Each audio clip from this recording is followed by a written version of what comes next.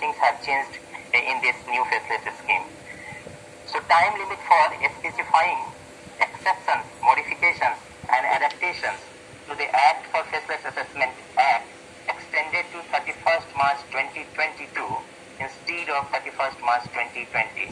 So whatever the changes and modification is required in this scheme, as this is the first year of this assessment under this faceless assessment, so whatever the feedback will come from the field and it will feel required to make the modification and changes or to make some exceptions on the basis of the experience, practicality, that will be notified now by 31st March 2022, which was earlier 31st March 2020 itself. So changes notified on 30th August 2020. Scheme is earlier named was E-Assessment Scheme 2019. Now it is renamed as Faceless Assessment Scheme. The procedure assessment to be accepted for faceless assessment laid out. What will be the procedure for the assessment is also laid out. Please next slide.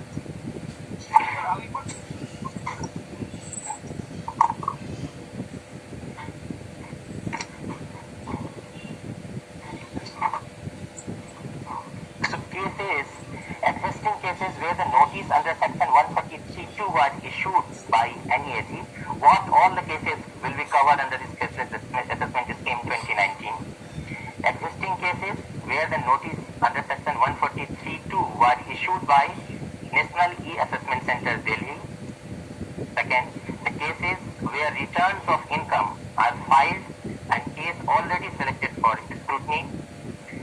Next, the cases where notices under section 142(1) has been issued and no return has been furnished, and another notice under section 142(1) calling for information has been issued. The cases where the assessee has not furnished return of income under section 148(1) and a notice under section 142(1) calling for information has been issued. Cases related to some cases have been kept out from this faceless scheme because of its very nature, which is the cases related to serious frauds, major tax evasion, sensitive and search matters, cases related to international taxation, proceedings under Black Money Act and Benami property. So now the changes have been made, and by this faceless scheme from the E-Assessment Scheme 2019 to this faceless scheme 2020, the exception is only two. The assessment orders in cases assigned to central charges will not be transferred to the faceless scheme. As I repeat, the cases assigned to the central charges will not be transferred to the faceless scheme. Assessment orders in cases assigned to the international tax charges will remain with the central charges and international tax charges and not be transferred to the faceless scheme. Next slide, please. Yes. So, what is the ecosystem of this faceless assessment scheme? As the madam has already pointed out, that the National E-Assessment Center will be the only interacting point for the taxpayer as well as for the department. So, it will look like that, which is presented in the graphics in the slide. The taxpayer will be interacting through the electronic mode to the National E-Assessment Center. This is the only point where the taxpayer will have to interact. And even the Regional E-Assessment Center in the right hand side, there will be the different units like assessment units, verification units, technical units, review units, that I will discuss it in detail about the functionalities of these units. Those four units which will be handling the assessment will not directly interact with the taxpayer but through the National E-Assessment Center. So the interaction between the department and the taxpayer to and fro will be through the National E-Assessment Center only. So therefore this National E-Assessment Center will reduce that, there will eliminate the human interface. It will have the dynamic jurisdiction. It will have the team-based working, as it is pointed out in the right side, that there will be the four units which will be handling the assessments, and functional specialization, which is the name, which is apparent from the name of technical unit, review unit, verification units. They will do some specific work assigned to them as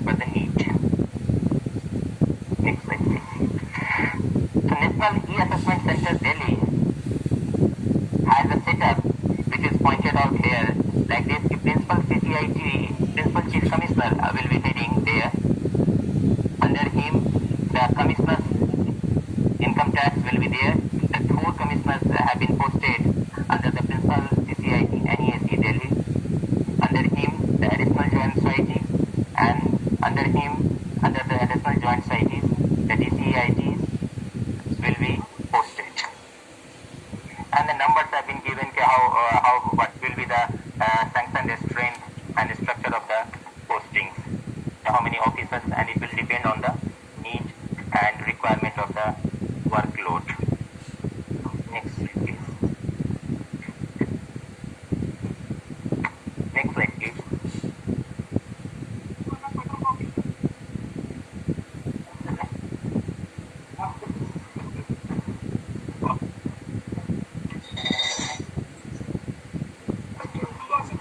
So this function of NESE is a specified format, mode, procedure and processes after approval from board. So this principal CCIT, who will be the heading NESE at Delhi, has the duty of specifying the format, mode, procedure and processes after the approval from board to handle the faceless assessment. Send all notices communication electronically from the department and handling the communication from the taxpayer. The NESE will have to assign cases to the assessment units through automated allocation system.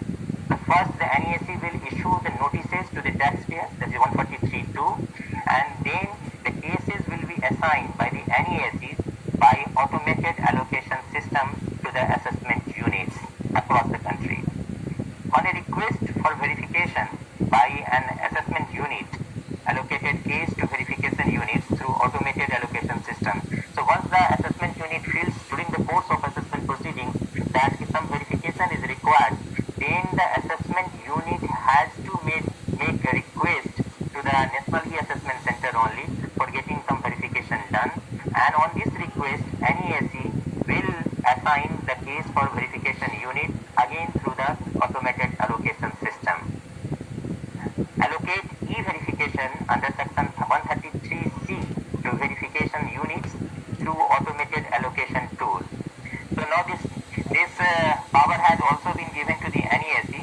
So earlier that we all are aware that 133C was introduced in 2014-15 to overcome some difficulties, practical difficulties of handling 133.6 notices. The 133C was introduced and changed in 2019 Act also. So now this verification under 133C is also being given to the verification units, but those verification units will be identified by the National E-Assessment Center only on the automated allocation tool. So this NESE will also provide technical inputs through technical units, including issues such as legal, technical, data analytics, forensic accounting, information technology, valuation and audit. So at any stage of time in the assessment proceedings, if assessment unit feels that if some technical advice is required, input is required, then again the request will be made to the NESE, and then the NESE through the technical units centered at the 4 major cities will handle and provide this information to the NESE, and in turn NESE will share those information or input of the technical units with the assessment units to draft the assessment order. Inform assessment units if SSC fails to comply with a notice.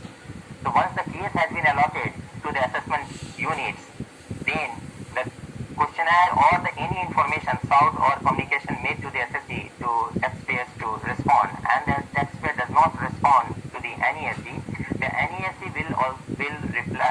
will inform to the assessment unit of non-compliance of the notice by the taxpayer. The select draft assessment order for review and allocate to review unit through automated allocation system.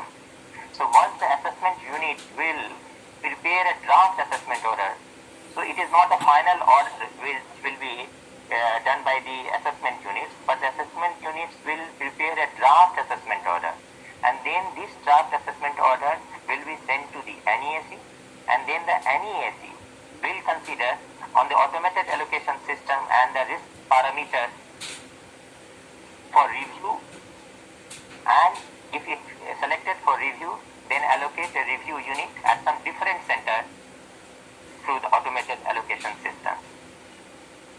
Now, once the review unit has received the case and suggested some modification in allocated case to an assessment unit other than the original through automated allocation system.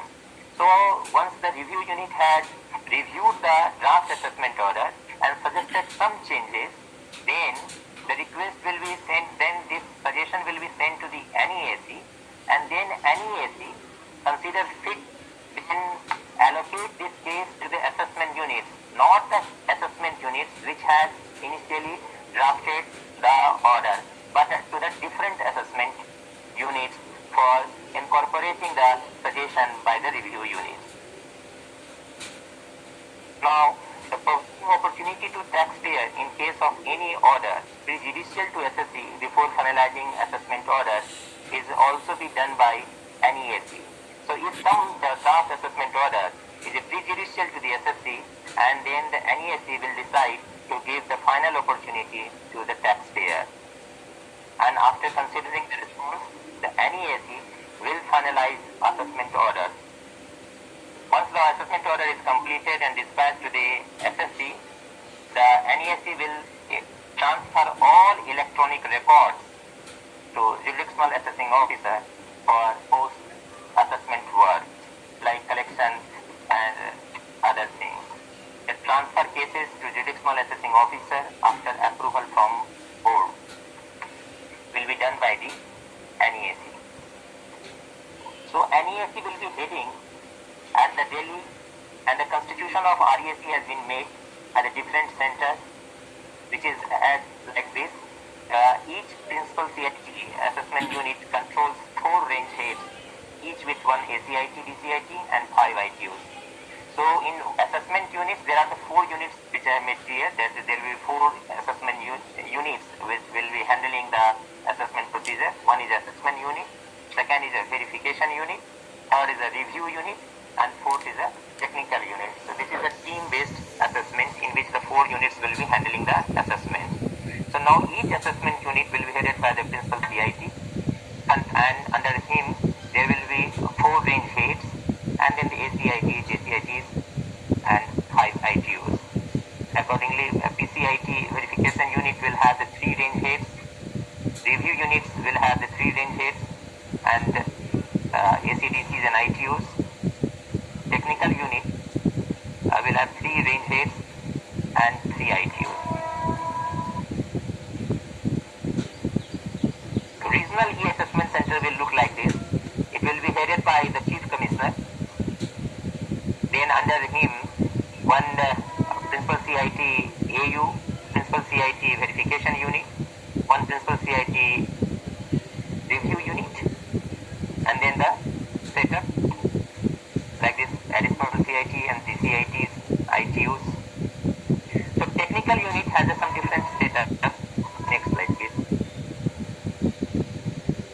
So technical unit is directly placed under the principal CCIT NEAC for administrative purposes, and under this technical unit, one PCIT will be heading the technical unit, and 3 additional joint CIT will be placed under him, and then the 2 DCITs and ITUs for handling those cases which will be referred to the technical unit for technical advice or input on the request of assessment unit by the NEIC. Next slide please.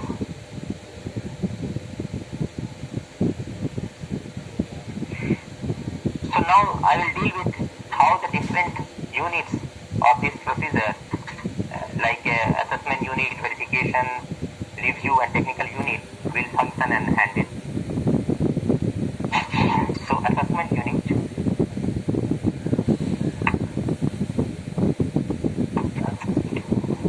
Next slide. Okay. So assessment unit will conduct e-assessment to perform the function of making assessment, which includes identification of points. So all the preliminary work for drafting the assessment orders will be done by the assessment units. Responses will be considered by the assessment unit from the taxpayer. And for in assigned cases where a request has been made by the AU, the NEAC shall issue appropriate notice or requisition to the SSC or any other person for obtaining the information. SSC or any other person shall file his response to the NEAC, and then the NEAC will forward it to the concerned assessment unit. Request for verification or technical support is made by the assessment unit to the NEAC.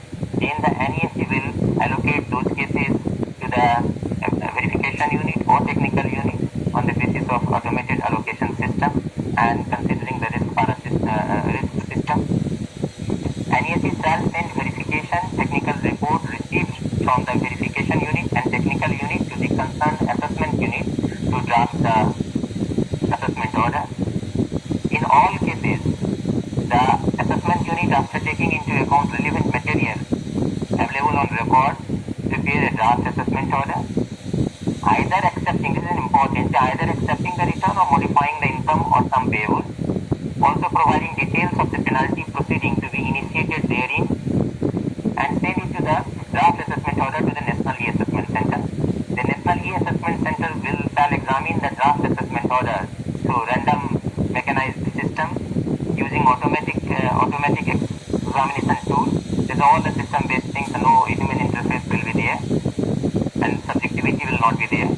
The RMS may or may not select the case for review. So now after this draft assessment order is received, on the basis of the random mechanized system, the case may be selected for review, and then if the case is selected for review, then the NEAC, in case no review suggested, no modification in income or sum payable done, AO to finalize assessment order to be signed and served on the SSC by NEAC. So now this the draft assessment order only be sent by the assessment unit to the NEAC, and if there is no change is there, then the NEAC will sign and serve the order to the SSC. In case no review is suggested and modification in income or sum payable proposed, the so-called notice shall accompany draft assessment order, and the NEAC to provide an opportunity to show cause as to why the assessment should not be completed as per the draft assessment order. So this is the unique thing that has been incorporated, in which if some addition is proposed and not selected for review, then the draft assessment order with the so-called notice will be sent to the SSC to respond. In those cases where the review is assigned, the draft assessment order through an automated allocation system for conducting review. The verification review unit will verify whether all things have been incorporated or not, and then submit the report. So now the verification unit. So verification unit, slide I am missing. Verification, come to the slide. Verification unit to facilitate the conduct of e-assessment to perform the functions of verification, which includes what type of work will be done by the verification unit: inquiry, the cross-verification, examination of books of accounts, examination of witnesses, and recording of statements, and such other functions as may be required for the purpose of verification. And then the prescribed authority is also notified under section 133C as per the rule 12. E-verification by verification unit of unmatched, mismatched SFT AIS data, which is the power given under 133C, and it will be carried out by the verification unit. Thereafter, e-response by the taxpayer to all queries. Verification unit to do e-verification by asking responses to specific questions. Physical verification of existence of taxpayer by verification unit only where no response despite all efforts. Physical verification, I repeat, physical verification of existence of taxpayer by verification unit only where no response despite all efforts. Therefore, it is advisable to respond.